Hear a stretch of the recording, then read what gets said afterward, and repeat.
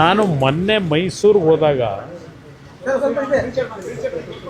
ಮಾಧ್ಯಮದ ಸ್ನೇಹಿತರು ಕೇಳಿದ್ದು ನನಗೆ, ಈ ಥರ ಮಾಧ್ಯಮದಲ್ಲಿ ಟೆಲಿಫೋನ್ ಟ್ಯಾಪಿಂಗ್ ಬಗ್ಗೆ ಭಾಳ ದೊಡ್ಡ ವಿಷಯಗಳು ಬಂದಿದೆ, ನಿಮ್ಮ ಅಭಿಪ್ರಾಯ ಏನು ಅಂತ ಕೇಳಿದ್ರು.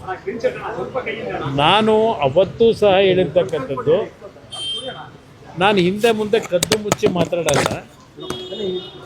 ಎಲ್ಲ ಸರ್ಕಾರಗಳಲ್ಲೂ ಇಂದಿನಿಂದ ಫೋನ್ ಟ್ಯಾಪಿಂಗ್ ನಡ್ಕೊಂಬರ್ತಕ್ಕಂಥದ್ದು ಸರ್ವೇ ಸಾಮಾನ್ಯ.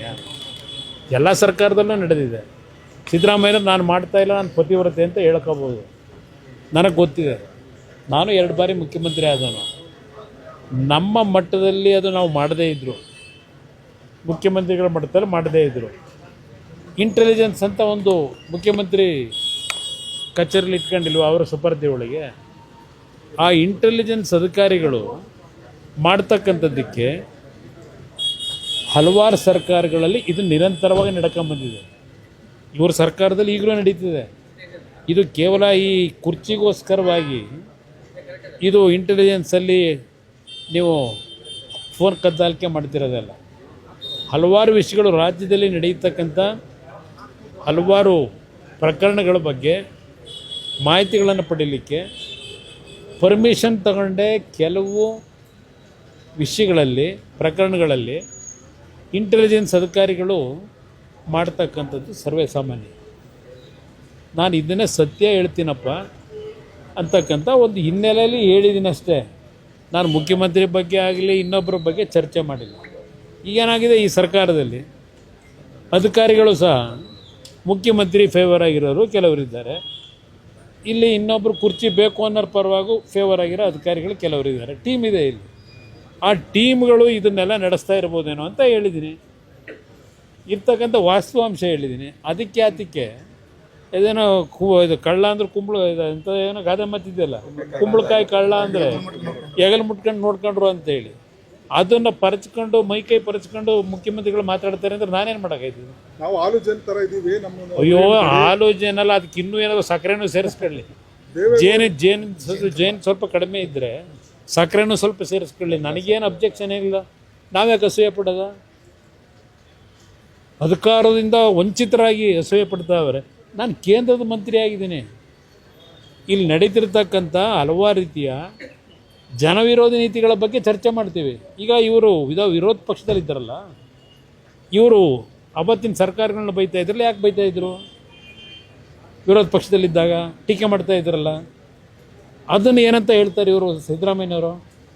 ವಿರೋಧ ಪಕ್ಷಗಳು ಇರೋದು ಯಾವ ಸರ್ಕಾರಗಳು ವೈಫಲ್ಯಗಳನ್ನ ತೋರಿಸ್ತಾರೆ, ಜನವಿರೋಧಿ ನೀತಿ ಕೆಲಸಗಳು ಮಾಡ್ತಾರೆ, ಅದನ್ನು ಎತ್ತಿಡಲಿಕ್ಕೆ ನಾವಿರೋದು.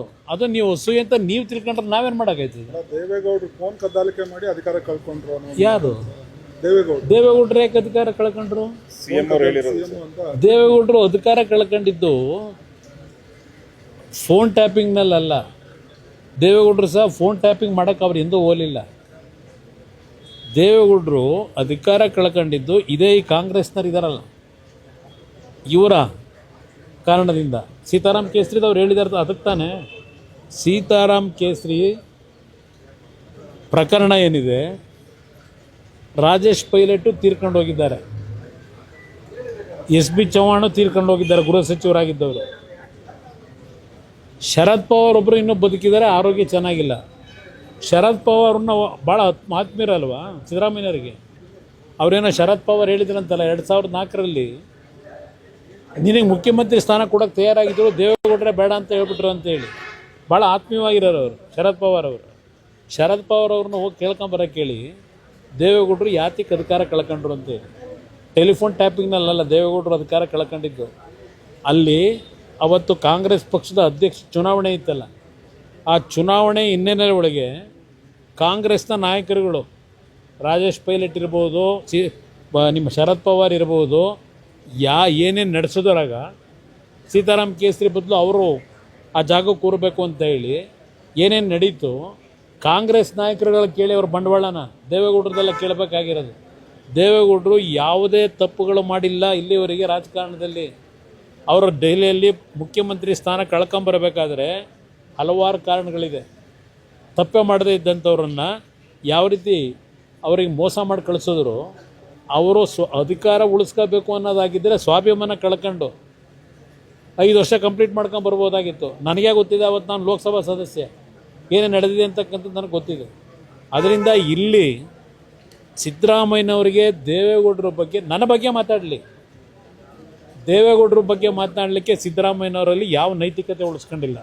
ದೇವೇಗೌಡರ ವಿಷಯದಲ್ಲಿ ಒಂದು ಸಣ್ಣ ಇಶ್ಯೂವನ್ನು ಮೇಲೆತ್ತಲಿಕ್ಕೆ ದೇವೇಗೌಡರ ಬಗ್ಗೆ ಒಂದು ಕಿಂಚಿತ್ತು ಅವರಲ್ಲಿ ನೈತಿಕತೆ ಉಳಿಸ್ಕೊಂಡಿಲ್ಲ ಅಂತಕ್ಕಂಥದ್ದನ್ನು ಅವರ ಆತ್ಮಕ್ಕೆ ಪ್ರಶ್ನೆ ಹಾಕೊಳ್ಳಿ. ಇವರು ದೇವೇಗೌಡರಿಗೆ ಯಾವ್ಯಾವ ಸಂದರ್ಭದಲ್ಲಿ ಇವ್ರು ಏನೇನು ಮಾಡ್ಕೊಂಬಂದರು ಆತ್ಮಕ್ಕೆ ಪ್ರಶ್ನೆ ಹಾಕೊಳ್ಳಿ.